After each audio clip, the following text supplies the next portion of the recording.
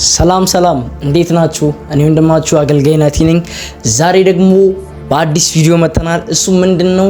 እንዴት አጋንንትን እናስወጣ፣ እንዴት አጋንንትን ከሰዎች ላይ እናስወጣ የሚለውን ነገር አጭር ሐሳብ 3 መንገዶችን እናገርና ይሄን ቪዲዮ እንጨርስና ወደ ሌላ ቪዲዮ እንሄዳለን ማለት ነው። እና መጽሐፍ ቅዱስ ስንመለከት መጽሐፍ ቅዱስ አንፃር ስንመለከት መጽሐፍ ቅዱስ ማርቆስ ወንጌል ምዕራፍ 16 ከቁጥር 14 ጀምሮ ያነባዋለሁ። እንደዚህ ይላል። ከዚያም 11ዱ በማዕድ ላይ ሳሉ ተገለጠላቸው። ከተነሳ በኋላ ያዩት ሰዎች የነገራቸውን ስላላመኗቸው አለማመናቸውንና የልባቸውን ድንዳኔ ነቀፈ።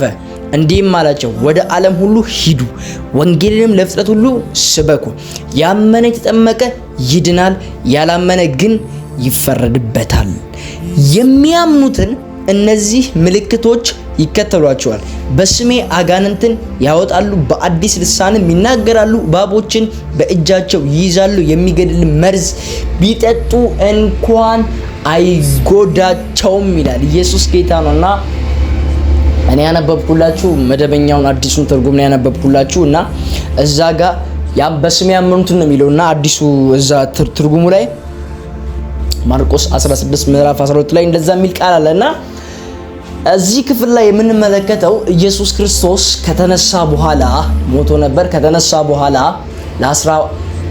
ለ11ዱ ደቀ መዛሙርቶች ተገልጦላቸው ወደ ዓለም ሁሉ ሂዱ፣ ወንጌልንም ለፍጥረት ሁሉ ስበኩ ብሎ ሲያዛቸውና ስልጣን ሲሰጣቸው እንመለከታለን። እና ከሰጣቸው ስልጣን መካከል አንዱ በስሙ ለሚያምኑ በስሜ ለሚያምኑ እዚህ ጋር አሁን ትርጉሙ የሚያምኑትን ነው የሚለው። የሚያምኑት ማለት እነማን ነው? በክርስቶስ ኢየሱስ የሚያምኑት። እኔና እናንተ ህይወት ያገኘነው በማን ነው? በክርስቶስ ኢየሱስ ስም አምነን ነው። ካመንም በኋላ እኛ የዘላለም ህይወት አገኘን። ስለዚህ የሚያምኑትን ደግሞ የሚከተላቸው ምልክቶች ዘርዝሯል። የመጀመሪያው በስሜ ይላል። በስሜ አጋንንትን ያስወጣሉ። ኢየሱስ ጌታ ነው። በስሜ ይላሉ፣ አጋንንትን ያስወጣሉ።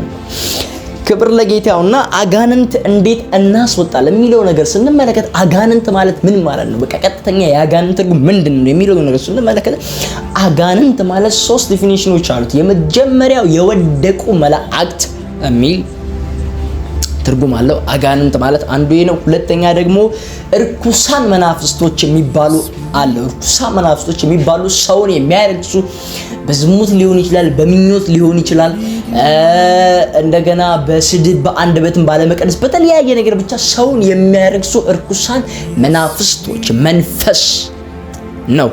ሶስተኛ ደግሞ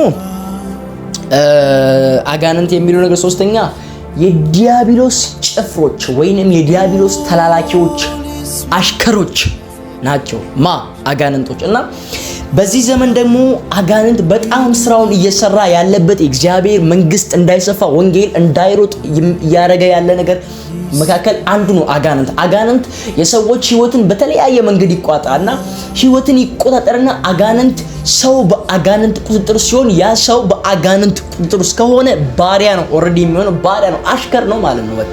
እና የብዙ ሰዎችን ህይወት እያመሰቃቀለ ያለ፣ በበሽታ እየመታቸው ያለ፣ ስቃይ እያበዛባቸው ያለ ምንድነው ብትሉኝ አጋንንት ነው። እንዴት ነው አጋንንት ሰው ህይወት ውስጥ የሚገቡ? በተለያየ ነገር አጋንንት ሰው ውስጥ ይገባል።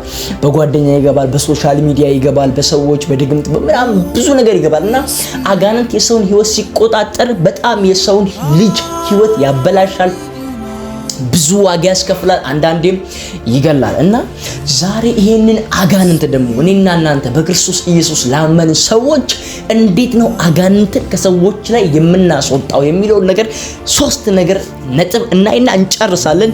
ይሄንን 3 ነገር ተቀብሎ ህይወቱ ላይ ፕራክቲስ ማድረግ የጀመረ አማኝ በቅርብ ጊዜ ውስጥ መናፍስቶችን ከሰዎች ውስጥ ያስወጣል።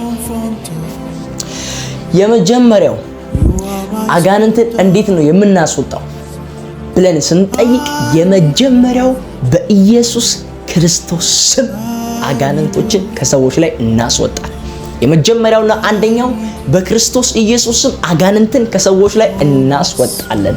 ምንድነው የሚለው ቃሉ እዚህ ጋር? በስሜ አጋንንትን ያስወጣሉ። አጋንንት የሚወጣው በምንም አይደለም። አጋንንት በጸሎት በሆነ በሌላ ስም በመጥራት ምናምን አጋንንት ተቀምጥ። አጋንንት የሚወጣው አንድ ነው፣ እሱም በኢየሱስ ክርስቶስ ስም ውጣ ስትለው ከሰው ህይወት ላይ አጋንንት ይወጣል። ክብር ለኢየሱስ ይሁን።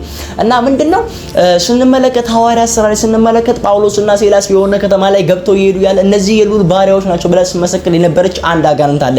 ጳውሎስን ተናደና ዞሮ በኢየሱስ ክርስቶስ ስም ከሶስት እንድትወጣ አዝሃለሁ አለ። በዛን ታይም በዛ ሰዓት ወይንም በዛ ታይም አጋንንቱ ከሶስት ምን ብሎ ወጣ? ጮሆ ወጣ። ስለዚህ አጋንንት ከሰዎች ውስጥ ሊወጣ የሚችለው የመጀመሪያው በክርስቶስ ኢየሱስ ስም ብቻ ነው አጋንንት ሊወጣ የሚችለው። ለዚህም ጥቅስ የፈለጋችሁ ማርቆስ ምዕራፍ 16 ቁጥር 12 መመልከት ስላችሁ። ሁለተኛ አጋንንትን እንዴት እናስወጣ ብንል የመጀመሪያው ራስን ለእግዚአብሔር በማስገዛት ወይንም የህይወት ቅድስና በመጠበቅ የፈለገ ኃጢአት ሲጨመላለቅ ቆይቼ መጥቼ አጋንንትን በኢየሱስ ስም ብል ይስቅብኛል አጋንንቱ እንጂ አይወጣም። ስለዚህ አጋንንትን ለማስወጣት የመጀመሪያው ነገር ሁለተኛው ነገር ምንድነው? ራስን ለእግዚአብሔር ማስገዛትና የቅድስናን ህይወት መኖር። መጽሐፍ ቅዱስ ሲናገር ያዕቆብ ምዕራፍ 4 ቁጥር 7 ላይ ለእግዚአብሔር ተገዙ፣ ዲያብሎስን ግን ተቃውሙት ከእናንተ ይሸሻል። አያችሁ፣ ሁለት ነገር፣ መጀመሪያ ለእግዚአብሔር መገዛት፣ ከዛስ ዲያብሎስን መቃወም። ስለዚህ የዛን ጊዜ ነው ከእናንተ ይሸሻል ብሎ የተጻፈውና አጋንንት የሚጮኸው የመጀመሪያ ያንተ ወይንም ያንቺ ህይወት ለእግዚአብሔር የተገዛ ከሆነ ነው። ራሳችሁን ለእግዚአብሔር ማንነታችሁን፣ ቅድስናችሁን ብቻችሁን ስትሆኑ ሲገቡ ህይወታችሁ መላ የላይፍ ፓርታችሁ ለእግዚአብሔር የተሰጠና ለእግዚአብሔር የተገዛ ከሆነ አዎ የዛን ጊዜ አጋንንት ይታዘላችኋል። ለምንድነው መጽሐፍ ቅዱስ ነገር ለእግዚአብሔር ተገዙ ዲያብሎስንም ተቃውሙት ከእናንተ ይሻል። ስለዚህ ህይወትህን ቅድስናህን ጠብቀ አጋንንትን ስትቃወም ነው የሚሸሸው። የዲያብሎስን ነገር ቂም ይዘህ በልብህ፣ ጥላቻ ይዘህ በልብህ በኢየሱስም ሂድ ብትል ከየት ይሄዳል? ዝንብ ቆሻሻ ካለ ቆሻሻ ባለበት ቦታ ዝንብ ይጠፋል? አይጠፋም። ዝንቦቹን እሺ ብትል ዞሮ ናቸው አይቀርም። ስለዚህ ምንድነው ማድረግ ያለብህ? ቆሻሻውን ነው ማንሳት ያለብህ። ቆሻሻውን ካጸዳ በኋላ ዝንቦቹም ይሄዳሉ ማለት። ስለዚህ ህይወታችሁ ላይ መጀመሪያ እናንተ ለእግዚአብሔር ራሳችሁን ማስገዛት አለባችሁ። ከዛ በኋላ አጋንንትን ትቃወማላችሁ፣ ያኔ ይወድቃል።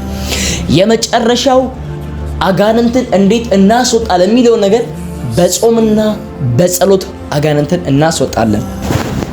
መጽሐፍ ቅዱስ ሲናገር እንደዚህ ይላል፣ ይህ ወገን ግን በጾምና በጸሎት ካልሆነ በምንም ሊወጣ አይችልም። ማቴዎስ 17 ምዕራፍ 21 ላይና አንዳንድ አጋንንቶች በጾምና በጸሎት ነው የሚወጡት። ሁለቱም ፓርቶች አሟልተን ቢሆን ከላይ ጠቀስናቸው ሁለቱም ፓርቶች አሟልተን ቢሆንም አንዳንዴ በጾምና በጸሎት አጋንንቶችን ሶስተኛ ደረጃ አጋንንቶችን ከሰዎች ላይ እንደዚህ እናስወጣለን። ስለዚህ ዛሬ በዚህ ቪዲዮ በዚህ ዘመን ያላችሁ ቅዱሳን ይህ የተጻፈ ቃል ዛሬም ይሰራል። የእግዚአብሔር ቃል ሕያውና የሚሰራ ነው ይላል።